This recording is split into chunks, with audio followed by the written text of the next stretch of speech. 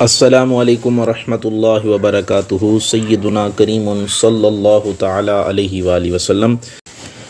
اب جانتے ہیں کہ قرآن اور حدیث میں کیا فرق ہے۔ تو یاد رکھیں، قرآن حدیث دونوں میں فرق ہے، لیکن یہ دونوں وحی الہی ہیں، دونوں کی اطاعت ضروری اور لازمی ہے۔ فرق اتنا ہے کہ قرآن کریم کی عبارت خدا کی طرف سے ہے، الفاظ خدا کی طرف سے ہیں، مضمون بھی خدا کی طرف سے ہے۔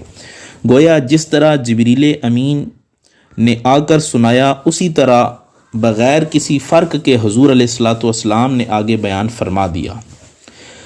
حدیث میں یہ ہے کہ مضمون رب کی طرف سے ہوتا ہے اور الفاظ حضور علیہ الصلوۃ والسلام کے اپنے ہوتے ہیں۔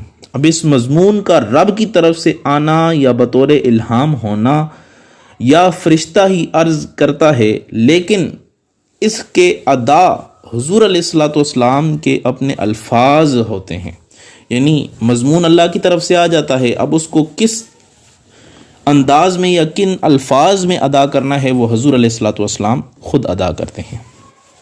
اسی لیے احادیث کا ماننا اور اس پر عمل کرنا ضروری ہے، لیکن اس کی تلاوت نماز میں جائز نہیں ہے، کیونکہ نماز میں قرآن شریف کی تلاوت جائز ہے، جس کا مضمون بھی اللہ کی طرف سے ہے اور الفاظ بھی اللہ کی طرف سے ہیں۔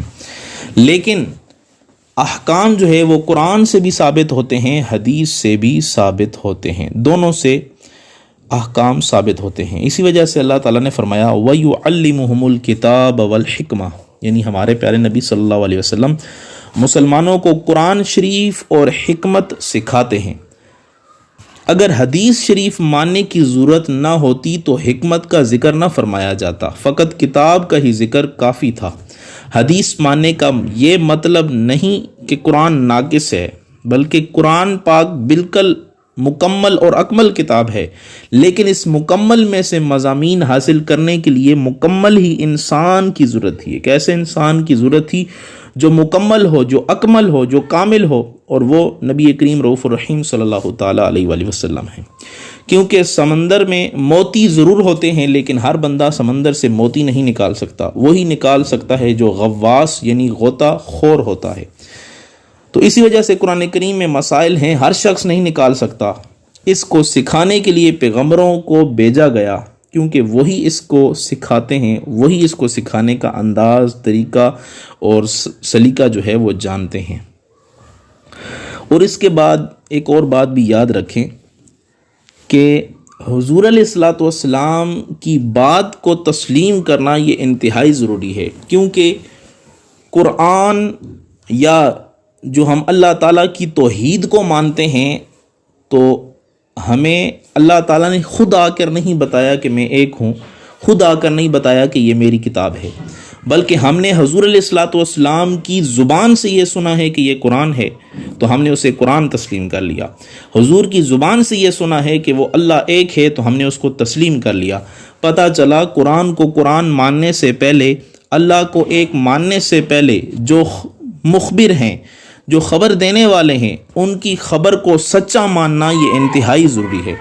اب اگر کوئی آدمی اللہ کو تو ایک مانتا ہے، قرآن کو بھی مانتا ہے، لیکن حضور علیہ الصلوۃ والسلام کی حدیث کو یا حضور علیہ الصلوۃ والسلام کی بات کو سچا نہیں مانتا، تو وہ کس منہ سے اللہ تعالیٰ کو ایک مان رہا ہے، یا کس منہ سے اللہ تعالیٰ کو یا اس کے کتاب یعنی قرآن کریم کو مان رہا ہے؟ کیونکہ قرآن کا قرآن ہونا ہمیں حضور کی زبان سے پتہ چلا ہے، اور اللہ کا ایک ہونا ہمیں حضور علیہ الصلوۃ والسلام کے فرمان سے پتہ چلا ہے۔ تو پتہ چلا کہ اللہ کی توحید کو ماننا اور قرآن کو ماننا، اس سے پہلے یہ ماننا ضروری ہے کہ جس نے ہمیں خبر دی ہے وہ سچے ہیں، اور ان کی خبر بھی سچی ہے۔ اب ایک اور بات بھی یاد رکھیں، اللہ تعالیٰ نے قرآن کریم میں فرمایا اطیعوا اللہ واطیعوا الرسول واولی الامر منکم، یعنی اطاعت کرو اللہ کی اور اس کے رسول صلی اللہ تعالیٰ علیہ وآلہ وسلم کی، اور اپنے میں امر والے یعنی علماء مجتہدین کی۔ یہاں پہ ایک بات یاد رہے، حضور علیہ الصلوۃ والسلام کا ہر قول و فعل جو منقول ہو جائے وہ حدیث ہے، خواہ وہ ہمارے لیے لائق عمل ہو یا نہ ہو، یعنی اس پر ہمارے لیے عمل کرنا ضروری ہو یا نہ ہو، مگر سنت صرف ان اقوال اور اعمال کو کہا جاتا ہے جو ہمارے لیے لائق عمل ہوں، جن پر ہمارے لیے عمل کرنا ضروری ہو۔ اس لیے حضور علیہ الصلوۃ والسلام نے یہ فرمایا علیکم بسنتی، تم پر میری سنت لازم ہے، یہ نہیں فرمایا علیکم بحدیثی۔ لہٰذا دنیا میں کوئی بھی شخص اہل حدیث نہیں ہو سکتا، کیونکہ جتنی بھی احادیث ہیں تمام پر عمل کرنا ناممکن ہے۔ ہاں اہل سنت ہو سکتا ہے، کیونکہ حضور علیہ الصلوۃ والسلام کی جتنی سنتیں ہیں سب پہ عمل کرنا جو ہے یہ ممکن ہے۔ تو اللہ تعالیٰ کے فضل و کرم سے ہم ہی اہل سنت و جماعت ہیں، اور ہم ہی حضور علیہ الصلوۃ والسلام کی تمام سنتوں پر عمل کرنے کی کوشش کرتے ہیں۔